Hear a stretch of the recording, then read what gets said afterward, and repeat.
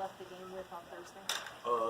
Me and another player, like we kind of like hit knees, and then it just like once that happened, I just couldn't.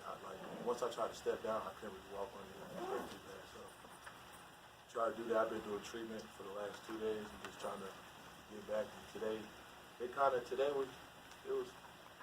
still hurt a little bit, but I mean I got through it and felt like I played good. You guys outscored them 42-20 in the paint. What was the key to success to dominance down low? Really just taking our time and just feeding inside, just really just going straight at it, going at their chest, and trying to not focus on shooting outside shots. Really focus on going inside and beat them in the paint. Washington is known for having a great zone, and you guys haven't always played really good against zones. But was that maybe the best performance that you guys have had against the zone defense? Yeah, definitely it was. I feel like we took our time. We wasn't throwing like bad passes. We was attacking their zone, kicking it, getting into high post. When we got into the high post, it was just we usually score when we get in the high post. So we just focused on getting in the high post, feeding down low, and everything was working good. How different is that zone watching it on film versus playing it in person? I feel like they get too far, too spread out on the top, and I feel like leaves the bottom open. So that's why I feel like I was getting a lot of my points. They're too far spread at the top and just leaving the bottom open. So once we got in the high post, we could hit the corner or hit me. So it worked. How did you guys feel after losing to Washington State? It was terrible. The vibe was terrible.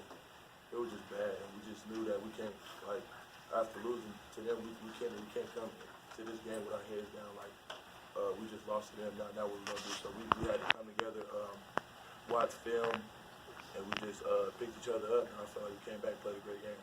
And your energy down low, I mean, even during the Arizona game, I was asking coaches, demanding the ball, so the zone was spread out, but demanding the ball, getting the rebound, scoring those points. Do you feel that kind of gets your team going even more? Yeah, definitely. Those plays just like gets the team hyped, gets the team involved. They show that I'm working hard, and I feel like that once I start doing that, everybody starts doing it. Everybody starts working hard. Everybody starts contributing and getting hyped. So I feel like it helps a lot. Coach left you one-on-one on the block, no matter who the matchup was. How does that instill confidence in you, knowing that your coach believes in you? A lot actually, because before, like sometimes last year we used to trap a lot, just because I was kind of like I wasn't as strong as I was, and I used to get like beat easy. So I mean, him seeing that I can actually defend in the post, good confidence for me. Z, I think you hinted at one point earlier in the year about what you could do from the top of the high post area in zones, and then you had 6 assists in the first half. Maybe just can you talk about what worked for you guys against it tonight? I mean, it's the way Washington plays their zone. They get really extended, and they don't really. They're more focused on the 3-point line. Our guard play. So anytime we were able to get to the high post, that was pretty much the center of their defense. And kind of like the spot we needed to hit at that point. And, I mean, like I said, it was tougher to get it there though, because I mean they got a lot of length. Those guys are really good at getting steals and stuff like that. So, but I mean, anytime I got it in there, I actually thought I wasn't as aggressive as I should have been. But I thought I made some really good passes out of there. Got some guys going.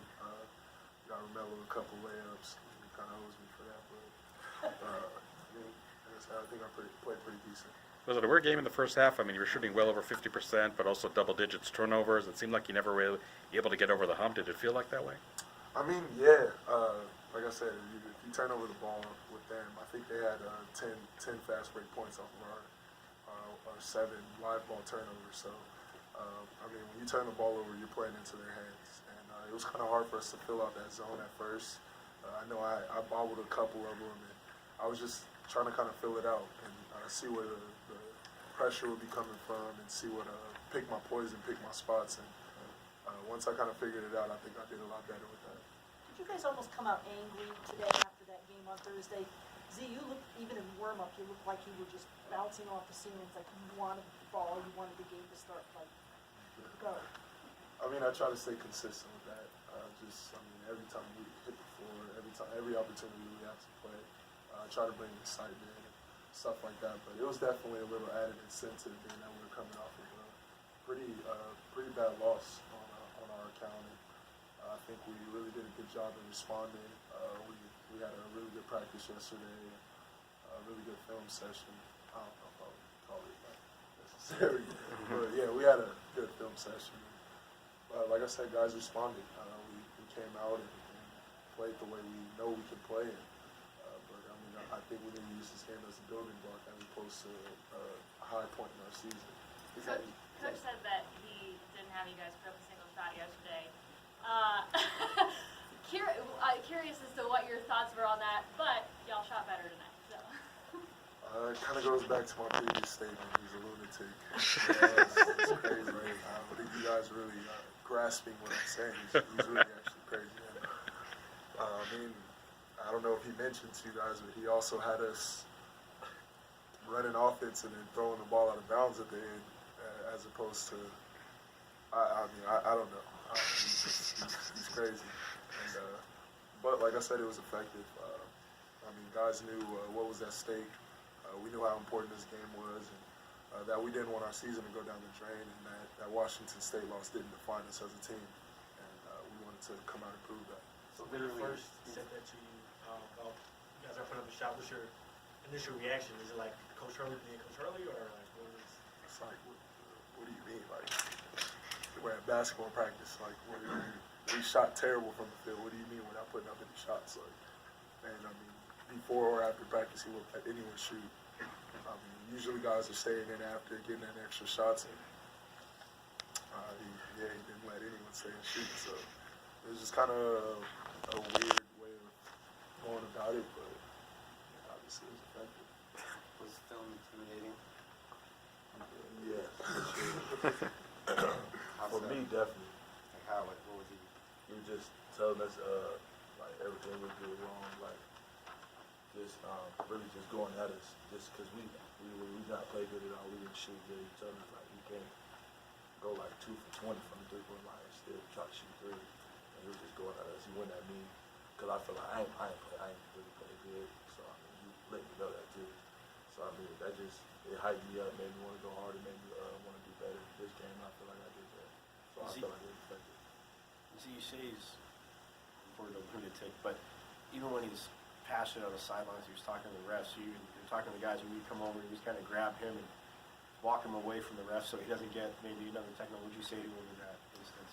I mean, I think over time, it's not that much time, but over these 2 years that we've been together, I think we've grown a relationship to where we respect each other in the sense from a competitor standpoint. And he realized that getting attacked in that instance when we're rolling and stuff like that, I mean, it could have been detrimental.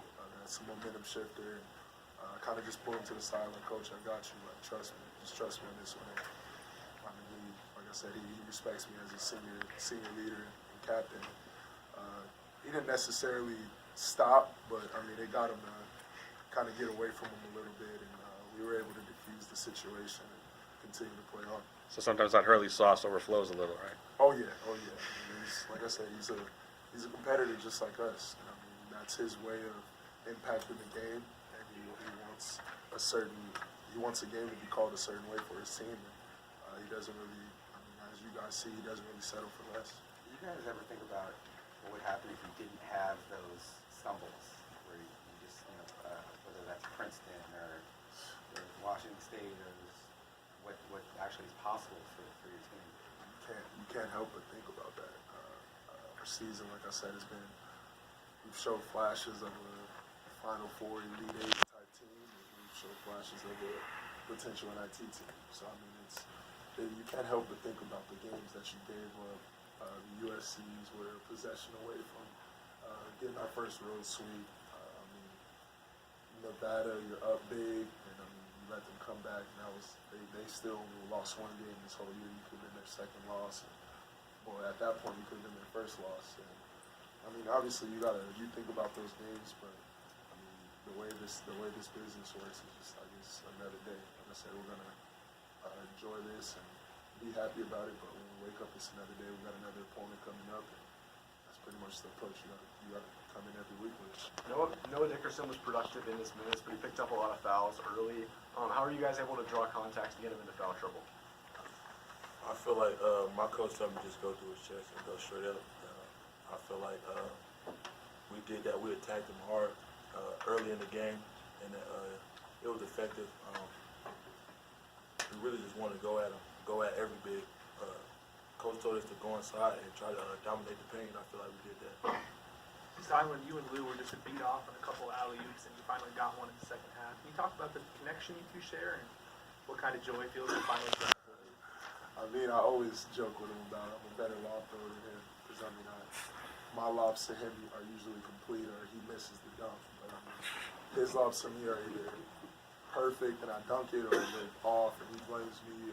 It's just kind of our relationship. But like I said, I mean, the fact that he trusts me to go up and get some of the ones, he might throw it too high or too low or something, but he trusts my judgment, and I mean, like I said, that's something that we're just going to keep developing. We're going to keep getting better with it. And like you said, we were inches off completing a couple big time plays that would have got the crowd involved and kept our momentum going. But I'm glad we were able to complete one. That's definitely a confidence builder going forward. We just got to continue to work on it. Anything else? Good job, Jordan.